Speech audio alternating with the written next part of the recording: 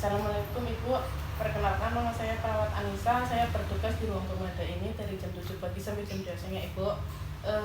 Kedatangan saya ke sini, saya akan menjelaskan tentang berbalik nutrisi pada ibu hamil ya Bu. Kebetulan ibunya lagi hamil. Sebelumnya, apakah ada yang mau ditanyakan Ibu? Baik, kalau nggak ada, saya bisa mulai menjelaskan nutrisi ibu hamil sekarang ya Bu. Yang pertama, di sini ada nutrisi seimbang bagi ibu hamil. Pengertiannya yaitu ibu hamil adalah orang yang sedang dalam proses pembuahan ya Ibu untuk melanjutkan keturunan. Dan nutrisi pada ibu hamil adalah makanan yang mengandung zat tenaga, zat pembangun, dan zat pengatur dalam susunannya yang seimbang dan jumlah yang sesuai dengan kebutuhan gizi ibu hamil ya Bu. Terus selanjutnya ada manfaat nutrisi bagi ibu hamil.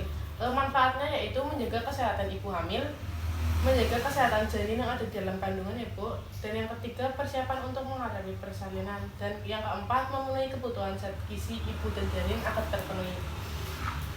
Terus selanjutnya ada menjaga kesehatan ibu hamil dan tanda gejala kelainan pada ibu hamil ya Bu. Tanda gejalanya yaitu mual dan muntah yang sering terjadi pada ibu hamil. Terus yang kedua, janin kurang aktif bergerak. Yang ketiga, sakit kepala. Dan yang keempat, demam.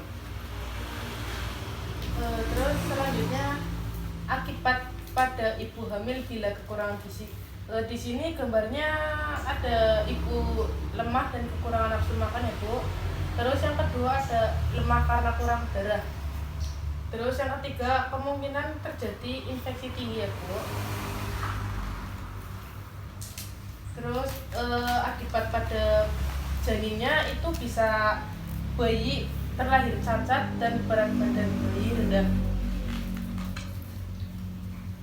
Terus penyebab dan kelainan pada ibu hamil. Di sini penyebabnya yang digambar ada perdarahan dan demam.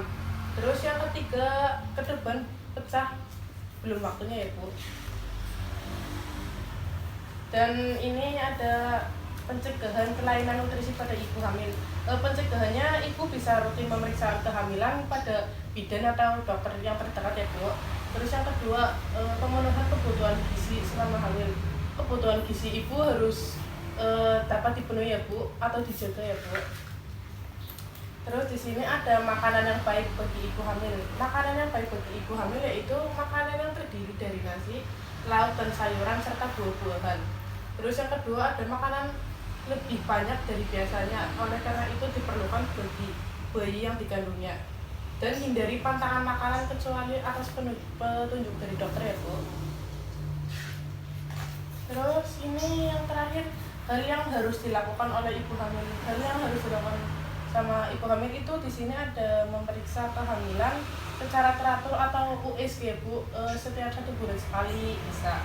Terus yang kedua ada meminum tablet penambah darah selama kehamilan. Dan yang ketiga, meminta suntik anti tetanus 2 kali selama kehamilan ya Bu. Jadi selama kehamilan ibu selama sampai 9 bulan ibu harus memeriksakan suntik tetanus selama 2 kali ya Bu.